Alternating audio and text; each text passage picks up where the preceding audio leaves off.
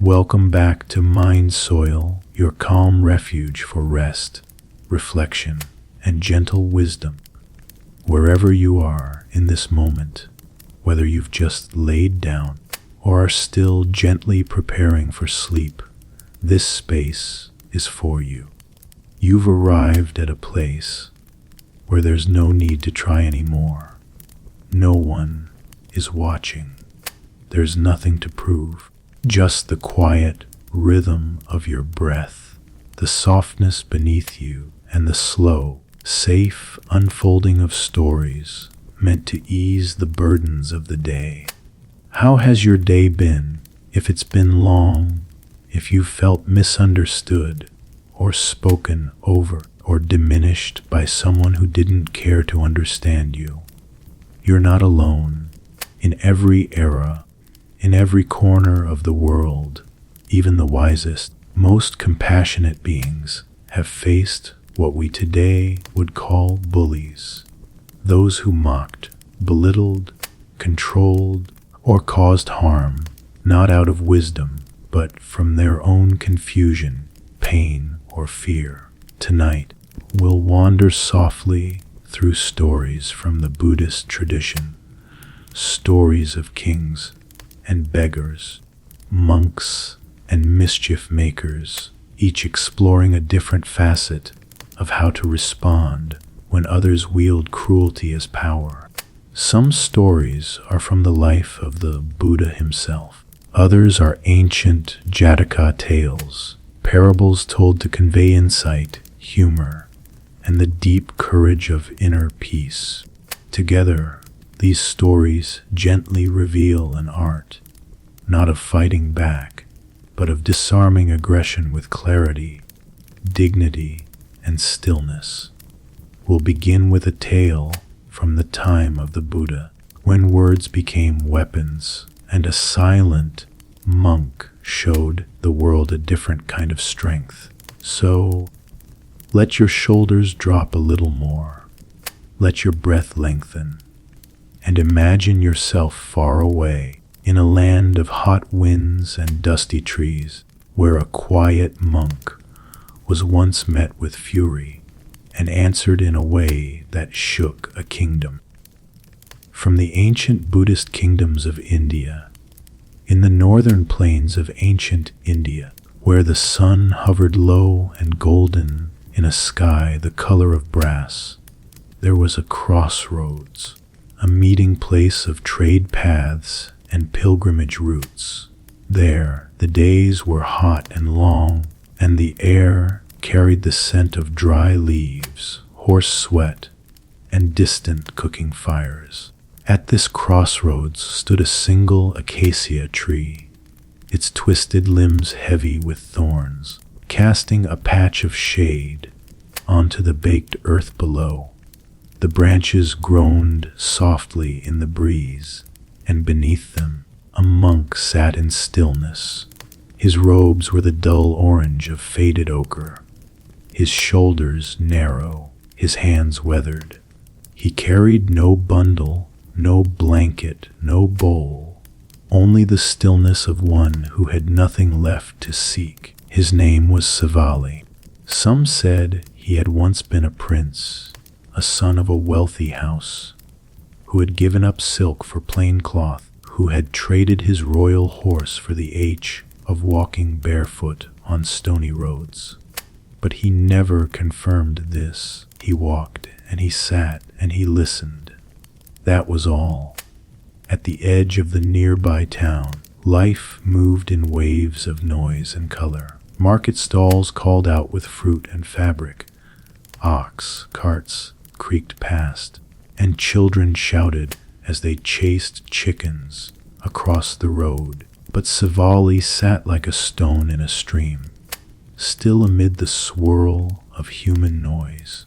He had arrived at this crossroads the day before and settled beneath the tree with no ceremony. He did not ask for food. He did not speak.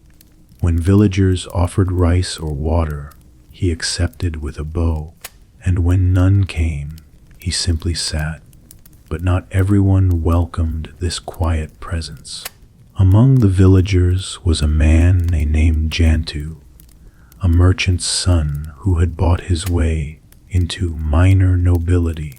His home was built of polished teak, his shoes imported from the West. He dressed in silks, even when it was too hot to wear them, and spoke loudly so all could hear him. He was not cruel in the way of tyrants. He was cruel in the way of insecure men, constantly seeking someone lower to press beneath his heel. And when Jantu heard that a monk had taken up rest by the crossroads, he felt offended, though he could not say why. "Why sit there all day?" he muttered, as if silence makes one wise. When no one responded, he went himself. It was mid-morning. The light was hard and flat across the land. Dust hung in the air from passing carts. Jantu approached, flanked by two of his servants, their eyes downcast and their arms heavy with baskets.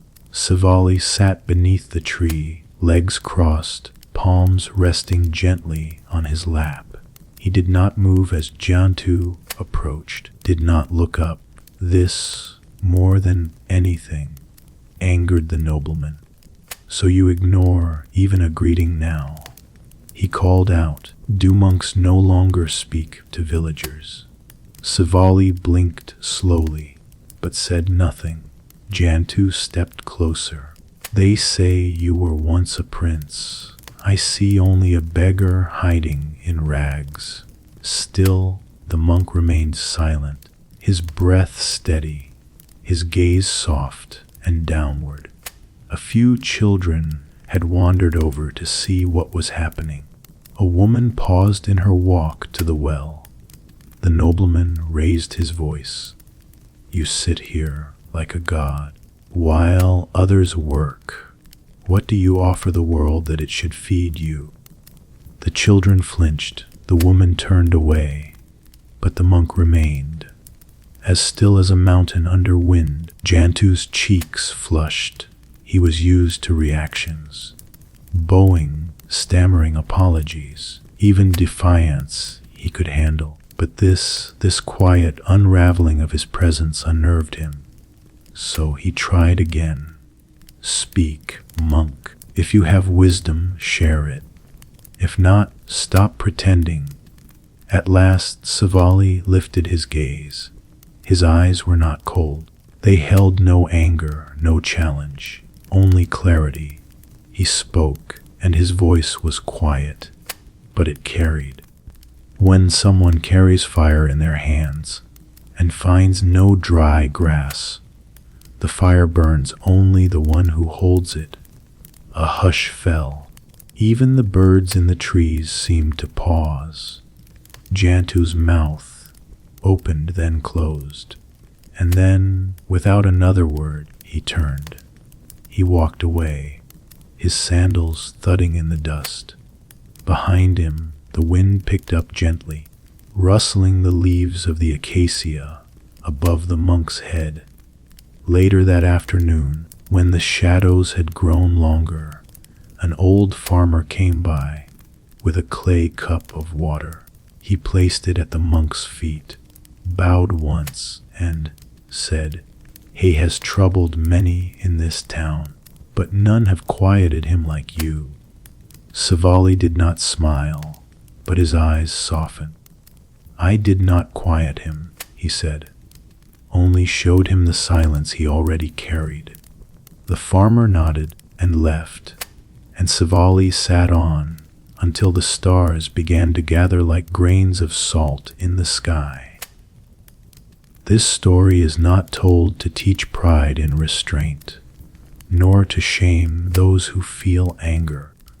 It is told to remind us that sometimes the greatest response is no response at all, to not catch what is thrown, to not carry what is handed, to let the fire stay in the hands of its maker, and in doing so to stay whole. So let yourself imagine the acacia tree, its thorns, its shade, the way the sun moved across the monk's robes as the day turned. Let that stillness enter your own breath. Let it rest there, unhurried. For in our next story, we leave the dusty road behind and enter the marble halls of a royal palace, where pride ruled in golden robes, and a ragged wanderer offered a mirror no king expected. From the Dhammapada commentary, retold from early Sri Lankan sources, in the sun-drenched plains of an ancient kingdom, once called Kosala, a king sat on a high throne of carved teak. The walls around him were draped with silk banners, bright reds and yellows that fluttered in the wind. Ivory lions flanked the steps of his days. Musicians played softly in the halls, but none of it pleased him. His name was King Pesanati. His rule was long, his armies loyal, and his treasury full. But his temper was known in every corner of the land. When his orders were delayed, he threw goblets. When servants stumbled, he cursed them.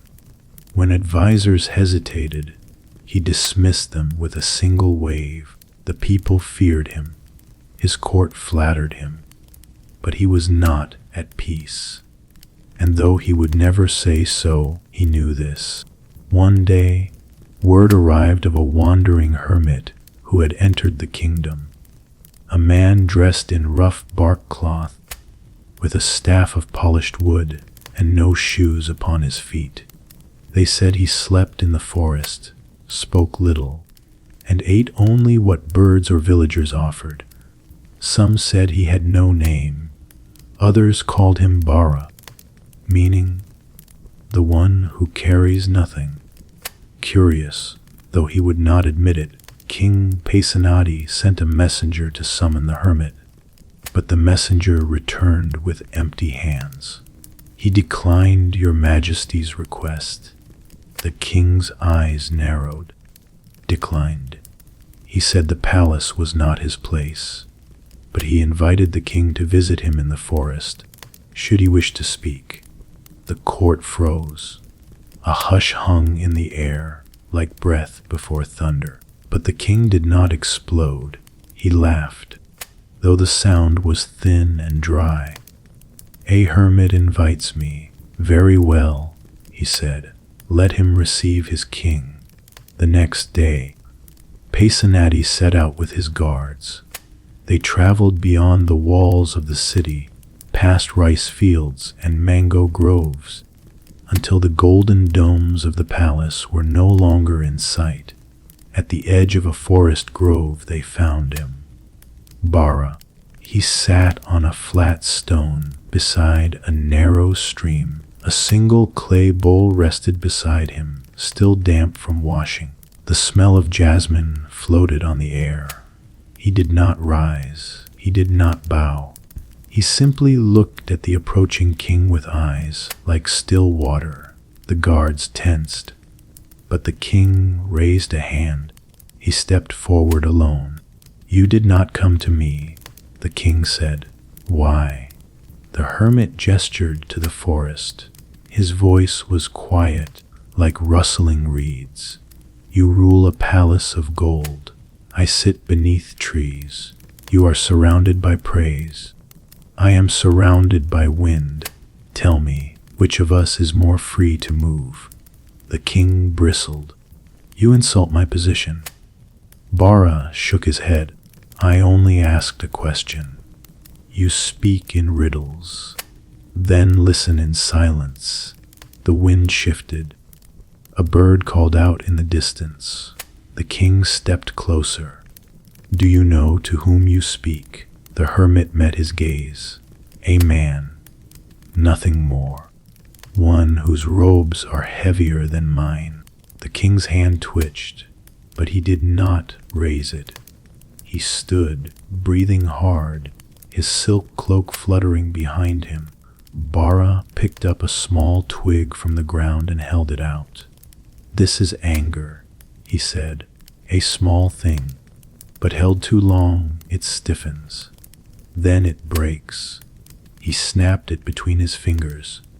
The sound was faint but sharp. The king watched, his brow tight. "What would you have me do?" "Then, rule without power." Bara looked at the broken twig in his palm. "Rule with clarity. Let anger rise, then pass. Let words wait behind breath." The king said nothing. He looked around, at the trees, the stream, the man before him who did not need anything and yet held no fear, and he exhaled. A long, slow breath. That evening, the guards returned with a different king. He said little during supper. He asked for no music. He gave no orders. And later that week, a curious thing happened. He canceled a punishment. He spared a servant. He gave a gold ring to a farmer whose child had been mistreated by a magistrate. He still ruled. But his anger softened like sun behind a cloud. And as for the hermit, he remained in the forest, beneath the same tree.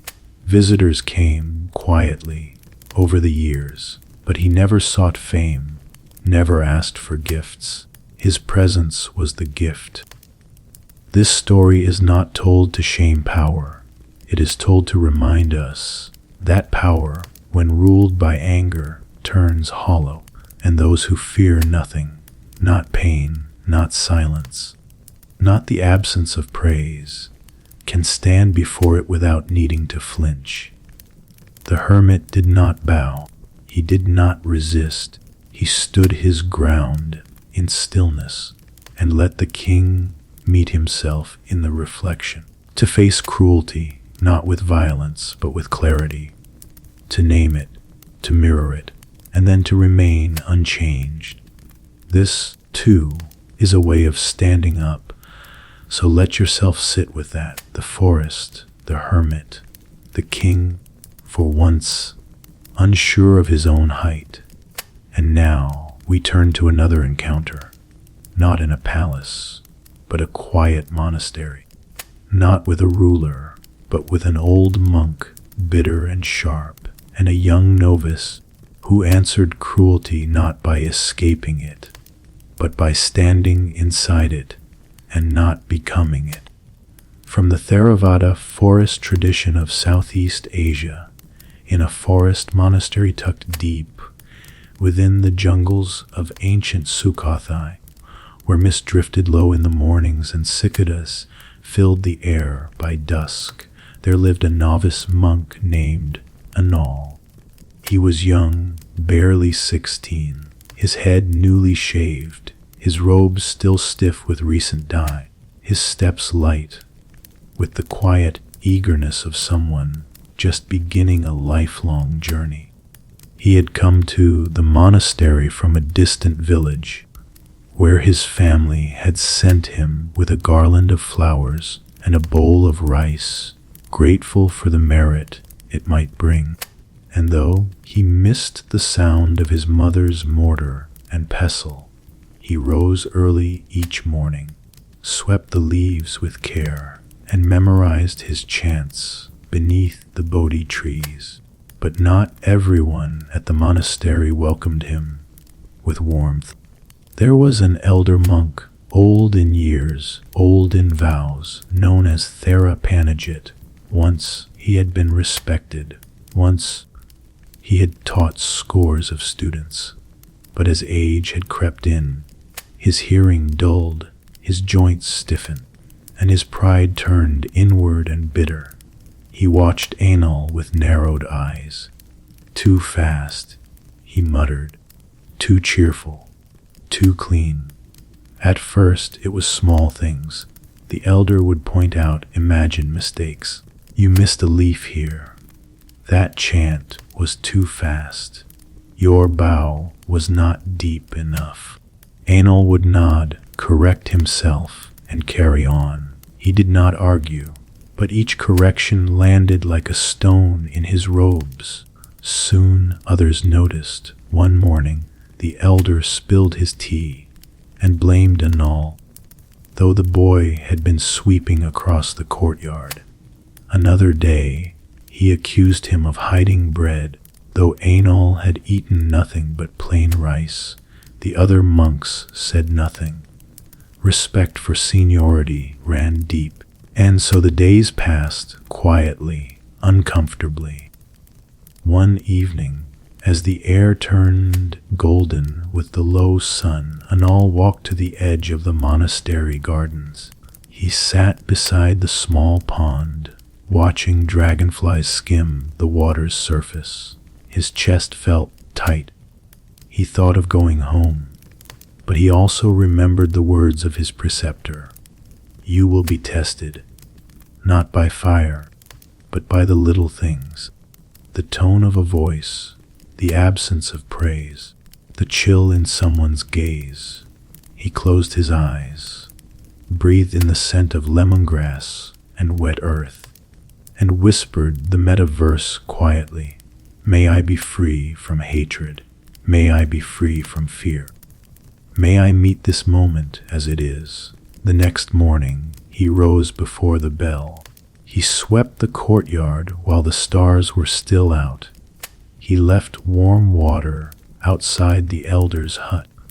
He arranged his own robe without a single fold out of place. And when Therapanagit appeared, his brow already furrowed, Anal bowed deeply, steadily, his forehead touching stone. The elder said nothing. Weeks passed. The sharp comments did not stop, but something began to shift. Anal no longer flinched. He no longer carried the elder's bitterness in his own bowl. He responded with stillness, not in showy defiance, but in something gentler, unmoving care. And slowly, the elder's voice grew quieter. He would glance at the boy's careful work and say nothing. He would sit beside him during chanting and not interrupt.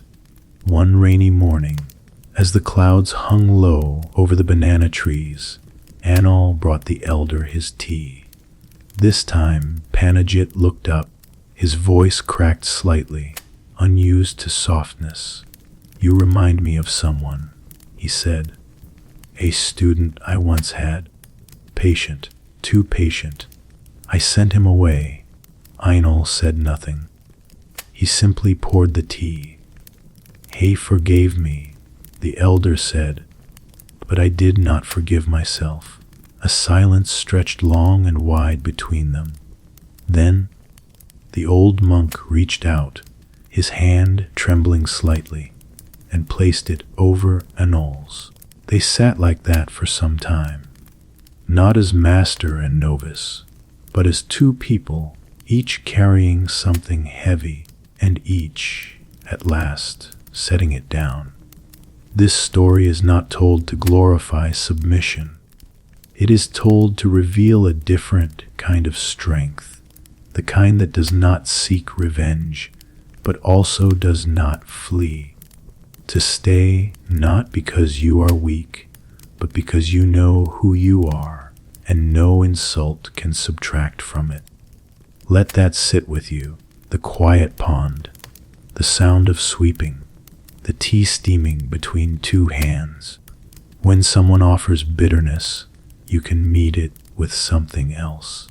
Not because they deserve it, but because you deserve peace. And now, in next story, we travel far back in time to a life the Buddha lived long before he was called Buddha. A tale from the Jataka stories, when he met a truly dangerous bully and chose neither to fight nor to flee, but to walk beside him. From the Jataka tales, a past life of the Buddha long ago, before the man known as Siddhartha Gautama was born into a royal family, before he sat beneath the Bodhi tree, before the world called him Buddha. He lived many lives in many forms. In one such life, he was born into the forests of ancient India as a humble wanderer named Suddasoma. He was not a monk, not a prince, not even well known, but his heart was vast, his mind steady, and his wish for the liberation of all beings burned quietly like a lantern in mist. Suddasoma traveled alone. He carried no sword, no coin, only a thin satchel, a water gourd, and a simple vow to offer peace wherever he went. One morning, beneath the canopy of a dense teak forest, he came upon a clearing. Birds scattered overhead. The air smelled of blood and iron, and standing in the center of the clearing, blocking the path forward, was a man wrapped in animal hides. His eyes burned with wild intensity, and across his back was a blade too large for hunting. This was Kalmashapada, a feared bandit lord known across the kingdom. He was said to eat flesh, to drink from the skulls of those he robbed, and to spare no one who crossed his path. Suddasoma bowed. "Good sir," he said gently, "you stand between me and the village beyond. May I pass?" The bandit laughed. "You may not. I take what I please. And today I please to take you." He stepped forward, but Suddasoma did not flinch. "Then take me. But I ask one thing. Let me visit the shrine in that village first, to fulfill a promise I made long ago." Kalmashapada narrowed his eyes. "You ask to leave and return willingly." "I do. Foolish, perhaps, but I keep my word." The bandit stared, and then, to the astonishment of the forest itself, he agreed. "Go then. But if you do not return by moonrise, I will find you, and I will not ask again." Suddasoma walked away, his back exposed, his breath steady. The village shrine was simple, a circle of stone around a single tree. There he knelt, closed his eyes, and whispered the verses he had carried for years. He made no prayers for protection. He asked for no escape. He only wished for the well-being of all beings, including the bandit. When the moon rose, he returned. Kalmashapada stood waiting, his blade already drawn. "You returned," the bandit said, "but you are a fool." "Perhaps," Suddasoma replied, "but my life means less to me than my word." The bandit hesitated. His knuckles tightened around the hilt, and then he lowered the blade. "No one has ever returned. No one has looked at me without fear." "I see your anger," the wanderer said, "but also your pain." A long silence stretched between them. Only the cicadas sang. Kalmashapada dropped his sword. "I once wanted to be a monk," he said, "before the world hardened me. It is not too late." And so they walked together for 3 days and nights through the jungle paths, across riverbeds and thorny trails. The bandit asked questions. The Bodhisattva answered simply. No preaching, no rebuke, only presence. By the time they reached the gates of the next village, Kalmashapada removed his blade and offered it to Suddasoma. "I no longer need this," he said. "I wish to learn how to live without fear." In this life, that bandit would go on to take refuge in the path. He would become a lay disciple, known not for his cruelty, but for his transformation. And Suddasoma would be remembered not for conquest, but for something far rarer. He stood before a true threat and did not shrink. He did not harden. He did not strike back. He simply kept walking and invited the bandit to walk beside him. This story is not told to romanticize danger. It is told to show another kind of courage. Not the courage to destroy a bully, but the courage to remain human before them. Sometimes the one who hurts most is the one who needs to be shown they can still change. Let that rest with you for a while. The sound of footfalls on leaves, the soft rustle of bark cloth, a sword lowered, a life turned. We are not done yet. There are more stories to come, each one offering a different shape of strength. And in the next story, we meet a queen, fierce and proud, who challenged the Buddha himself and was met not with resistance, but with something far harder to defeat: clarity. From the Pali Canon and oral commentaries, in the great city of Savatthi, where the palace rooftops shimmered in morning gold and courtyards overflowed with lotus blossoms, there lived a queen known for her sharp mind and sharper tongue. Her name was Malika. She was the chief consort of King Pasenadi. Yes, the same king we met before, though this story unfolds much later in his life. Malika had not been born to royalty. She was the daughter of a flower seller, but her wit and grace had caught the king's attention, and through quiet strength and keen perception, she rose to a place of immense influence. She was beloved by some, feared by others. Even the ministers hesitated to cross her, and in truth, she liked it that way.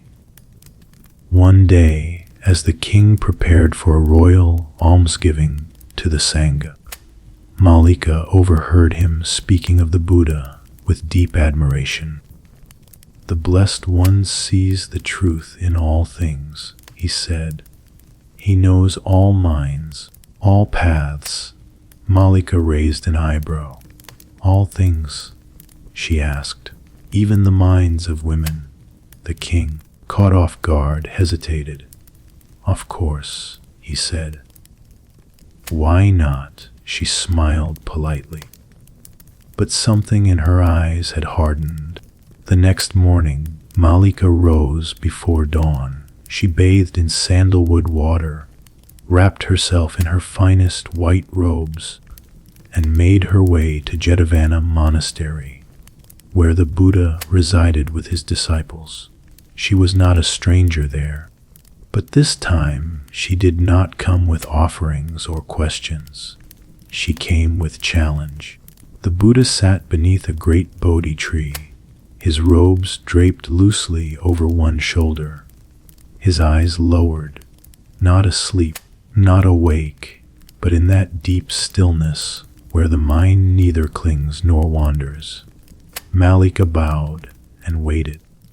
When he opened his eyes, he looked at her as if he'd already heard her thoughts.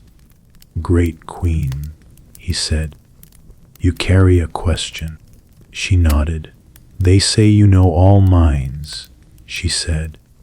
"Then tell me, what is the nature of a woman's heart?"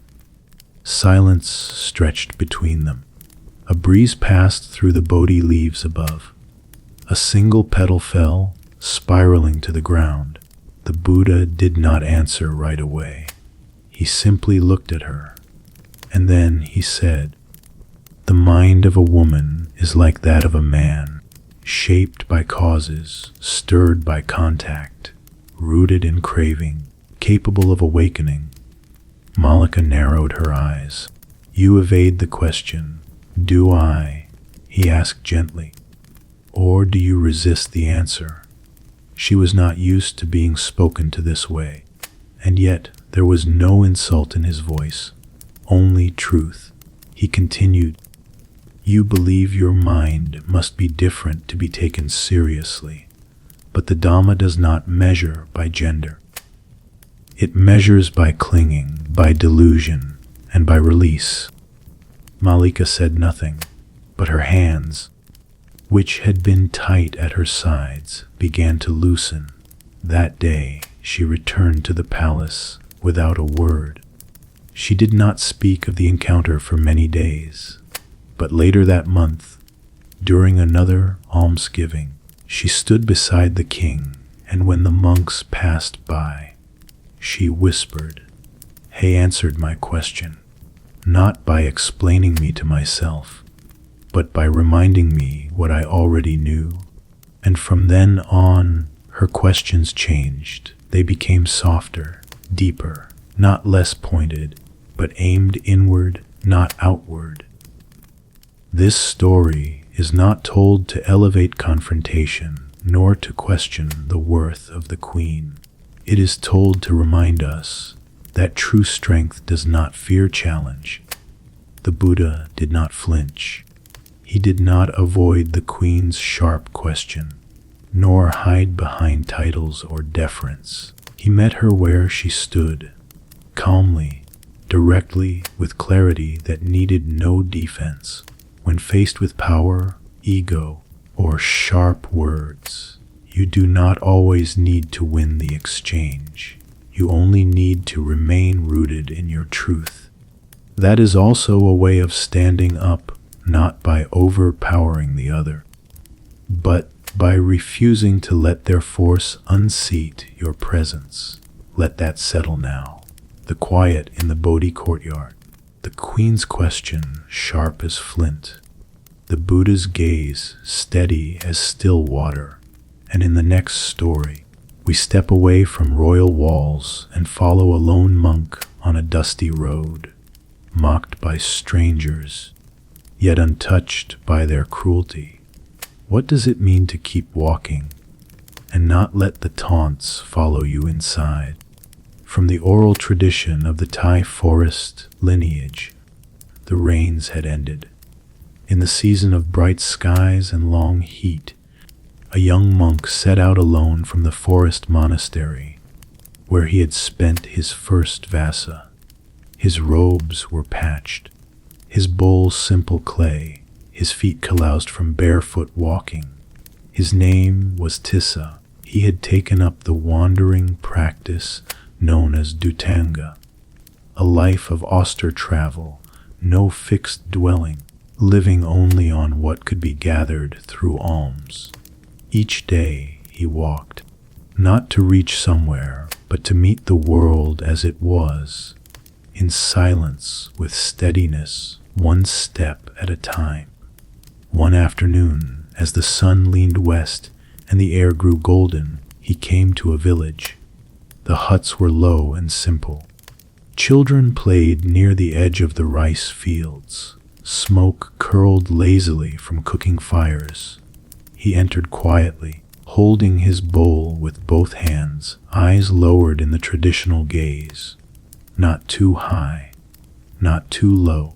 But as he walked through the lane, a few boys noticed him. They stopped playing. Then they began to whisper and laugh. One boy called out, "Hey, monk! Are you blind?" Another chimed in, "Nice bowl. Did you steal it from a dog?" The others burst into laughter. Some mimicked his walk. One tossed a small clod of dirt at his robe. Tissa did not speak. He did not frown. He did not quicken his pace, nor pause. He simply kept walking, one foot, then the other, as if the road were speaking to his soles. The boys followed him to the edge of the village. A farmer, older, with sun-creased skin and quiet eyes, watched from his porch. When the monk passed, the farmer called out to the boys, "You can laugh at his robe, but can you carry his silence?" The boys grew quiet. They turned and drifted back toward their game. Later that evening, the same farmer brought a ladle of rice to the monk, who sat beneath a neem tree near the river. "Why didn't you say anything?" he asked. Tissa smiled softly. "They wanted my attention. I gave them stillness instead. Weren't you angry?" "I saw minds in pain. Why would I add my own? The farmer sat beside him, watching the river drift past. Years ago, he said, a monk shouted back.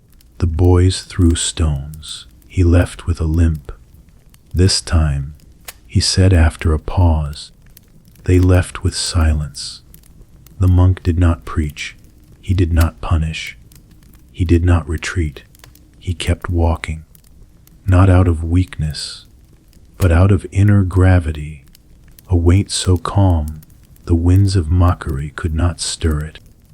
This story is not told to encourage silence in the face of every injustice. It is told to remind us not all attacks require reply. Not all disrespect needs resistance. Sometimes, a peaceful presence is not passive. It is a mirror, and those who throw words may one day pause to see their own reflection in your lack of reaction. Let that stay with you a while. The dust rising behind sandals, the laughter fading in the distance, the monk's footsteps continuing unchanged. And in the next story, we meet an unlikely figure, a cook in a crowded monastery kitchen, scorned by others, but who teaches a powerful lesson about responding to cruelty with compassion, and how kindness, even when unreturned, is never wasted. From the Sri Lankan monastic tradition, 11th century, in a monastery nestled at the edge of the jungle, where jackfruit trees leaned over crumbling walls, and the smell of turmeric and firewood drifted through the air each morning, there lived a monk named Damascena. He did not chant loudly. He did not debate the suttas in the Dhamma hall. He was not known for eloquence or scholarship. He worked in the kitchen each day before sunrise. He would gather herbs, wash rice, cut fruit for the elder monks with the same quiet attention he gave to peeling ginger or stirring dal. He rarely spoke, but when he handed someone a bowl, his fingers were gentle, his presence warm, and yet not everyone in the monastery appreciated him. Some saw his silence as dullness, some his humility as weakness. There was one monk in particular, a proud scholar named Vachisara, who took pleasure in belittling him. He would speak loudly near the fire pit. Some wear the robe, but never seem to seek the Dharma. Better at slicing gourds than cutting through defilements, it seems. The kitchen novices would chuckle nervously. Damascena would not respond. He would only lift another pot, rinse another lentil, cut another papaya. One morning, Vachisara entered the kitchen in frustration. His assistant had fallen ill. No one had copied his palm leaf manuscripts. He was behind in his recitations, and so he shouted at the novices, at the fire for being too hot, at a bowl for being too empty, and then at Damascena. Why do you even wear robes? Are you a monk or just a servant? The kitchen grew still. Even the rain outside seemed to pause. Damascena turned, bowl in hand, and bowed. I am both, he said quietly. I serve the body so that the mind may be free. Vachisara scowled. Empty words, but Damascena did not argue. He simply ladled the last of the rice into the bowl, placed a sprig of curry leaf on top, and offered it with both hands, palms open, eyes calm. Later that week, Vachisara fell ill. The fever came quickly, sharp and sudden. He lay in his hut, sweat soaking his robes, too weak to fetch water, too proud to ask for help. It was Damascena who came, not once, but every day. He wiped the monk's forehead with cool cloths, fed him porridge by hand, and sat beside him as the heat broke. He said little, only offered kindness again and again. When Vajrasara recovered, he came to the kitchen. He bowed low, lower than he had ever bowed before. "You served me when I scorned you," he said. "How did you not hate me?" Damascena smiled gently. "Hating you would have hurt both of us. Kindness hurt neither." This story is not told to encourage submission. It is told to remind us that refusing to return harm is not a weakness, but a kind of wisdom the world cannot take away. Damascena never argued. He simply continued, gentle, unshaken, unwilling to become what had hurt him. This, too, is a way of standing up to meet cruelty with clarity, not permission, to let kindness remain whole. Let that rest with you a moment. The scrape of spoon on clay, the hiss of hot curry, the quiet monk with the kindest hands. And next, we travel further back to a parable of two brothers, one cruel, one kind, and how, in the slow turn of karma, we come to see that the way we treat others is often the weight we carry ourselves. From the Jataka tales, the Buddha's past life stories, once, long ago, in a life before he was born as Siddhartha, the Bodhisattva lived as a woodcutter. He was strong, steady, and gentle by nature. Each morning, before the sun had risen fully, he would sling a small axe across his back and walk into the forest, not to conquer it, but to work alongside it. He was not alone. He had a brother, older by a few years, but harder in both voice and temper. They lived in a small hut beside a dry riverbed. Each day they would walk the forest paths together, but while the younger brother listened to birdsong and spared young saplings, the older cursed the rocks, kicked at roots, and blamed every hardship on the one who walked beside him. He insulted his brother's silence, mocked his gentleness. He scoffed when he stopped to help a turtle flip itself back over. "You'll die poor," he spat. Too soft to get ahead, the Bodhisattva said nothing, only walked, only gathered wood, only smiled when others passed. One evening, as the sky turned copper, they approached a narrow bridge over the riverbed. The older brother, tired and irritable, shoved a heavy bundle of wood onto the younger's back. "You're so strong, aren't you? Then carry this too." The bundle was nearly double the weight. The Bodhisattva staggered slightly, but adjusted his footing. He carried it across the bridge, up the hill, all the way home. But something strange began to happen. Over the coming days, the elder brother began to tire more easily. His steps slowed. His complaints grew quieter. He often stared at his brother, as if confused by what he saw. One night, after they had cooked their plain meal of roots and wild greens, the elder brother sat beside the fire in silence. Then, slowly, he asked, "Why do you let me treat you this way?" The Bodhisattva looked at him, not with pity, but with clear eyes. "Because I will not carry your anger inside me. One bundle is enough." That night, the older brother lay awake, not from guilt, but from something quieter, a discomfort he had carried for years and mistaken for power. And slowly, over many weeks, his cruelty softened, not through punishment, but through the unshakable gentleness of the one he could no longer provoke. This story is not told to glorify endurance for its own sake. It is told to show that we can choose what we carry. We cannot always stop people from lashing out, but we can decide not to lift their anger onto our shoulders, to carry peace instead. This story is not told to glorify endurance for its own sake. It is told to show that we can choose what we carry.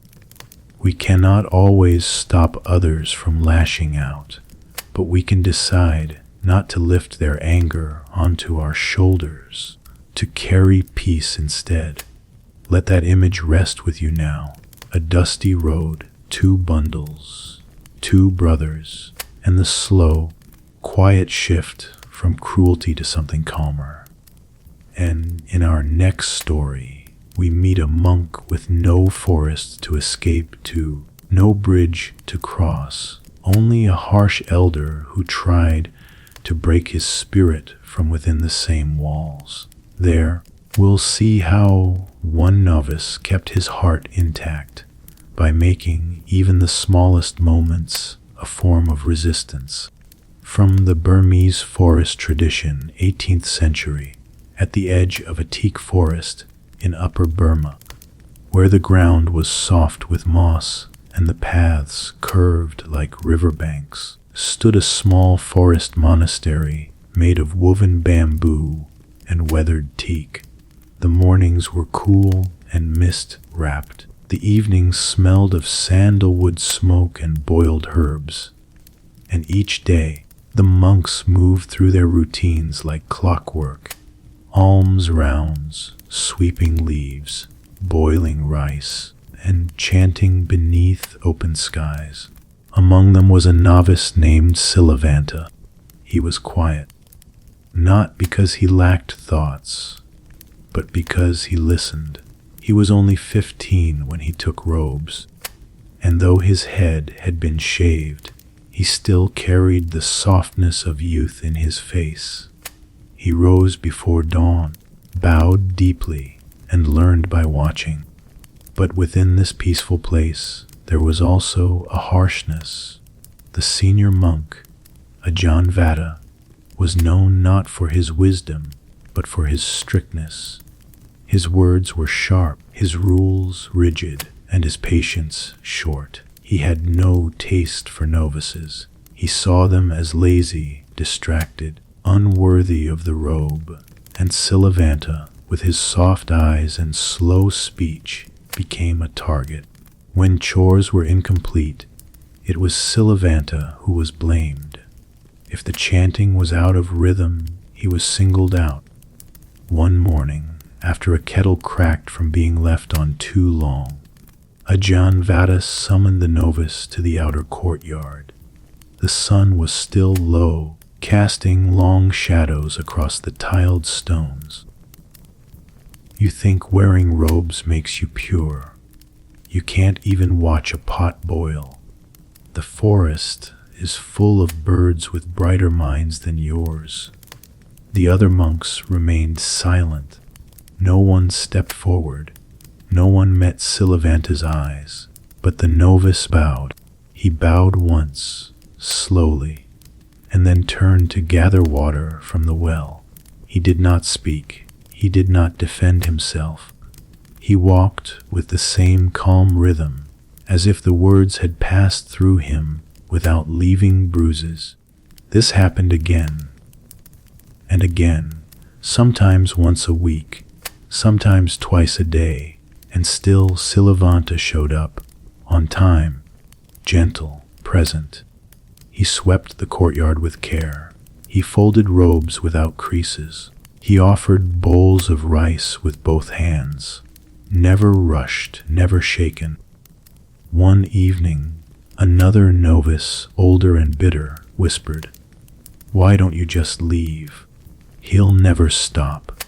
Silavanta looked up, his hands still wet from washing bowls. "Because I'm not here to change him. I'm here to learn how not to become him." Ajahn Vada had overheard. He had stepped out of the shadows, intending to scold someone again, but stopped at those words. He said nothing, only watched as the boy turned back to his work, his movements smooth, his breath steady. In the months that followed, something shifted. Ajanvada shouted less, he pointed less, and eventually he handed the morning chanting bell to Silavanta, not with praise, not with apology, just a nod, as if to say, "I've seen something in you that I do not know how to name." This story is not told to justify silence. It is told to remind us that when cruelty is loud, his stillness can be louder. That choosing not to retaliate does not mean you are weak. It means you know the storm will pass, and you will still be standing. Silavanta stood his ground, not by raising his voice, but by guarding his breath. And in the end, even the one who tried to crush him was softened by the calm that would not break.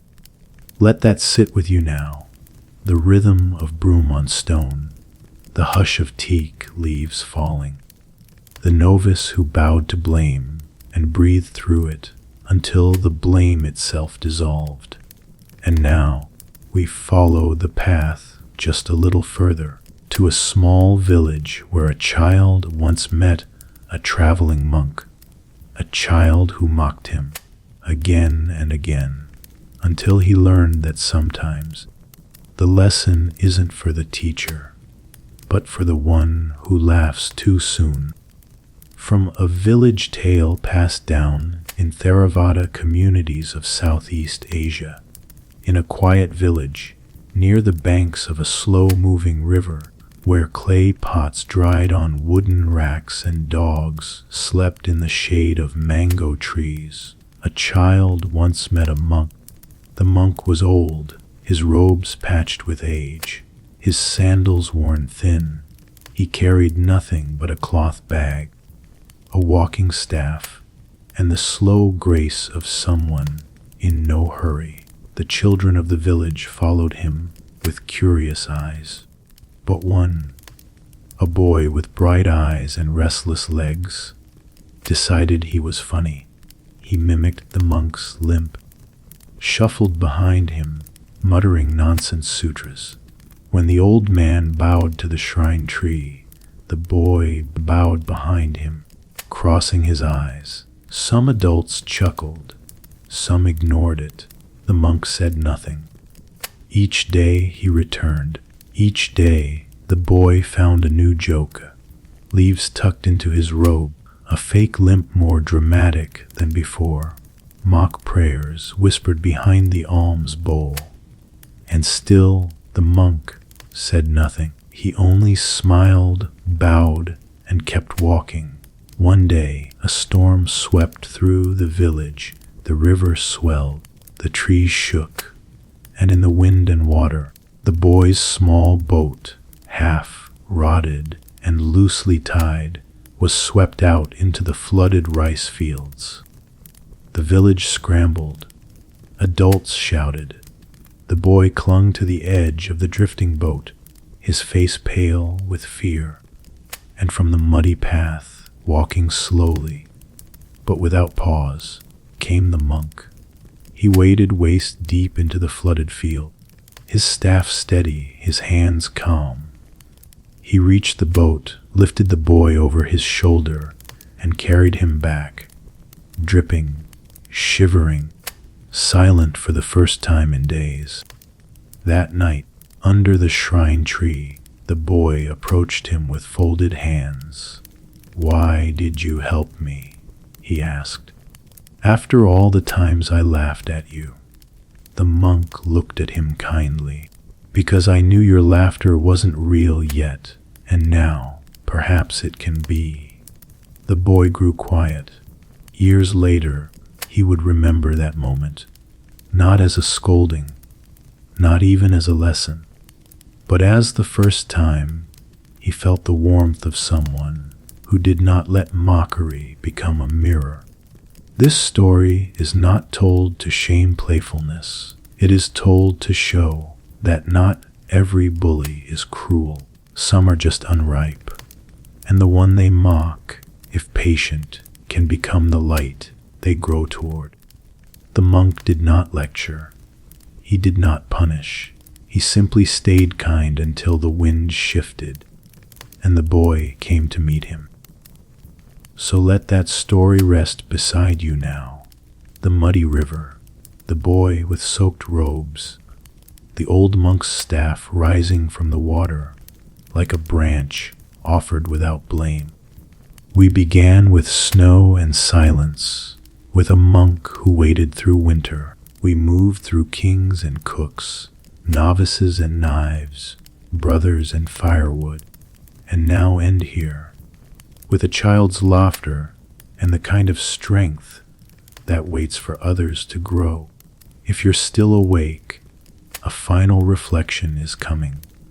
One last pause beneath the trees before we leave these stories behind for the stillness of sleep.